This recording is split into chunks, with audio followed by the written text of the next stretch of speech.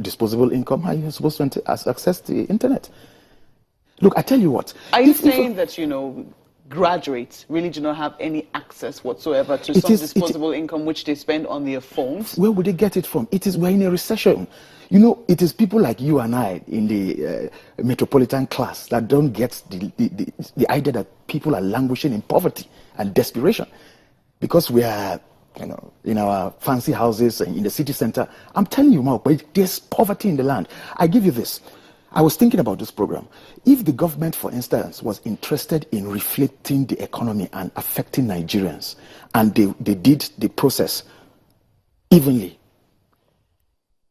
we have 774 local governments. If you say you want to engage 200,000 Nigerian youths, that gives you about 250. 200,000 Nigerian graduate youths. Graduate youths. That gives you about 250 per local government. Now, if you engage those 250 people per local government in the 774 local governments and pay them a stipend of 30,000 naira, each local government will be reflated with 7.5 million naira. Do you know what 7.5 million? I don't know, maybe your local government is cosmopolitan. Mine is not. 7.5 million naira monthly to reflate economic activities in my local government would have done a lot because states are not paying salaries, local governments are not paying salaries.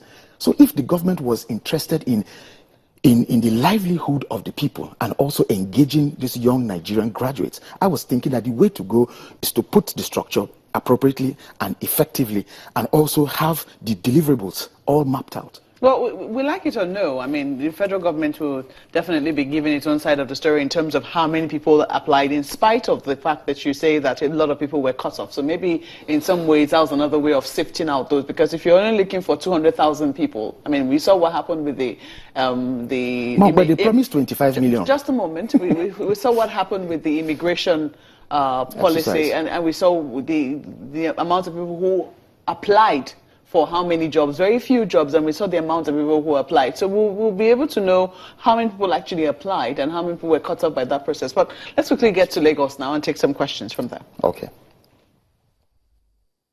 When we talk about issues like this, you painted a very worrying picture, giving us those statistics in comparison with what we're seeing. But looking at Nigeria now, many youths would have thought that things would have been different by now. Are you saying, from looking at the budget of 2016 and the way we headed, we haven't actually shown any direction to solving the unemployment issue?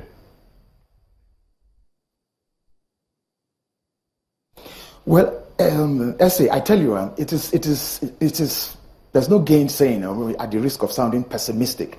But I tell you, if you have a 6.06 trillion budget and just about 2 trillion of that is for infrastructural development, and you look at the debt or the deficit of infrastructure that we have in the country, and also on the other hand, you know that government alone cannot solve the unemployment problems. Government can only strengthen infrastructure for private sector investment to mop up all this cash. We started off running this country with the wrong ideas and wrong ideology. I'm sure you remember growing up, they would say, go and get a job, work for government. Meanwhile, it should have been drivers. You should have been creating platform and growth drivers in the private sector to mop up this huge unemployment gap that we have, to contribute in developing the economy by engaging in economic activities. But the government is not really doing that, because you can do safety nets, you can do social intervention programs. It's okay. I think it's actually essential. I commend the office of the Vice President for going ahead, even though I still disagree with the structures and intents and purposes. But I think that in moving forward, the government needs to pay better attention to job creation and know that it is the private sector that drives jobs. So government needs to provide the platform and also provide the seed for the private sector to thrive in creating jobs in Nigeria. Could you be a little more specific? I mean, what will this seed be? Well, I think, in all honesty, I am for commercialization instead of privatization when you're looking at models. I think that a management of our economy as capitalism is moving towards shared prosperity. You know, capitalism has created that gap of haves and have-nots. So I think as we're moving towards reducing that gap, that's income inequality, and moving towards shared prosperity, I think as an emerging economy, Nigeria should focus more on commercialization instead of privatizing government's assets or involvement in the economy. And to be more specific, my brother, I think that what I'm saying in essence is the fact that you have a huge mass of unemployed people in this country. I mean, we say huge, over 20. They put it at 13.3%.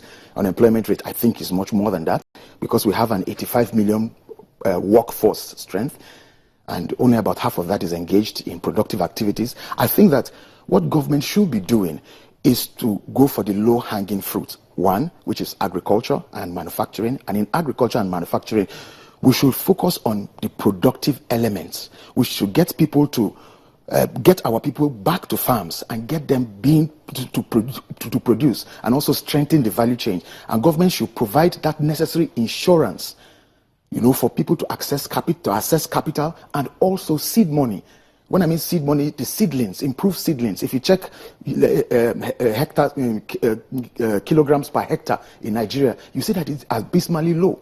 If you take a commodity like rice, for instance, naturally, averagely around the world is about